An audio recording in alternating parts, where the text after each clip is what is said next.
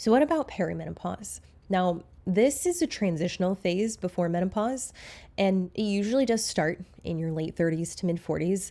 And we can characterize this by increasingly irregular cycles. So, even within that, we can establish patterns and trends if we have that information. It's also characterized by hormonal fluctuations and then changing ovulatory patterns. So, if you're someone who does see that, like, hey, I know when I'm ovulating because I present with these symptoms, and you start noticing your follicular and your luteal phases, these time frames are changing. Like it's taking, like your follicular phase is taking a longer amount of time, or it's shorter, or your PMS is getting increasingly worse. Let's say your luteal phase is diminishing; it's getting shorter. Or you're having bouts where there just are blatant irregularities. Some months are really short, some months are really long.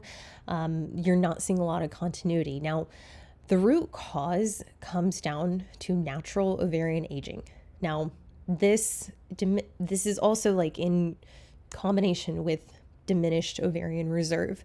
So while we can test AMH and we can get an idea of kind of where you sit, it's important to remember that like AMH, anti-Mullerian hormone, it's important to remember that in isolation isn't a means to diagnose perimenopause or diminished ovarian reserve in that case. So while training and diet, that in itself doesn't directly cause perimenopause, chronic stress, sustained energy deficits can exacerbate these symptoms and sometimes even accelerate the onset.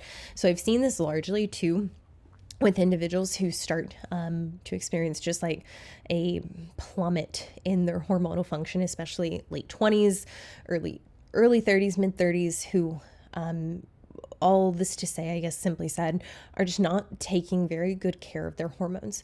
They're just beating the shit out of their body. They're not doing a lot that is hormonally protective.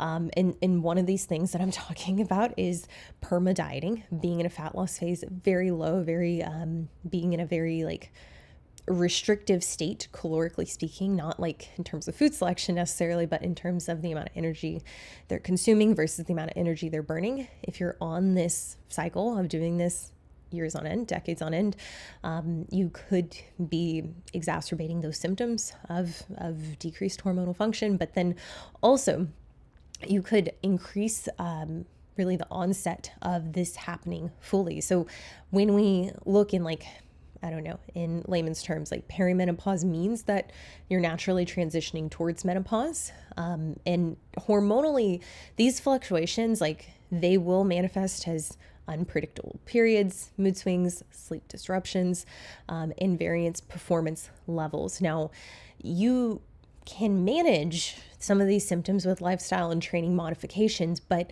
we kind of have to do a workup in terms of the history. Like, is this a result of what you've been doing to your body for the last 5 to 10 years? And that's where I think we can make a pretty big distinction between someone who's experiencing perimenopause versus anovulation versus amenorrhea.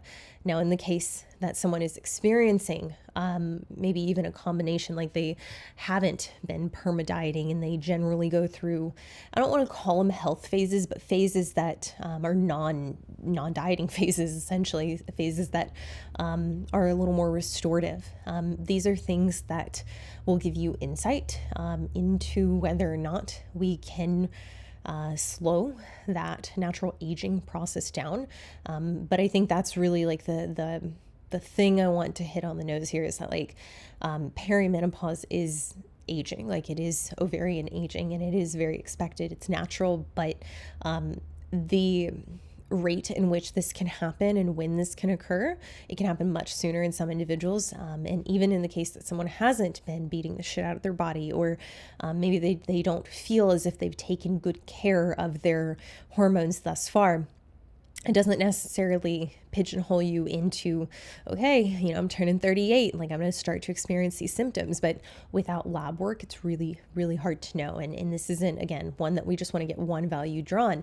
We want to have a comprehensive view. And I largely want to see like DHEA and pregnenolone. I want to make sure that like further up in the cascade that these things are not slowly declining. And it's even better if we have some kind of reference point, especially at a state where the individual was, let's say, under chronic stress or in a pretty extreme fat loss phase. If we can see like that's what that person's low is at versus even if we're comparing a low to a low, where they're also in, let's say a state of caloric restriction, it's still helpful in providing that context. But that's largely what I'm trying to say about this, is that it's not something we can necessarily avoid in entirety, but I think it's really important early on, especially in someone's 20s, 30s, and 40s, if they have the means to be prophylactic in simply just taking care of their hormones and supporting their hormonal health, they very much should.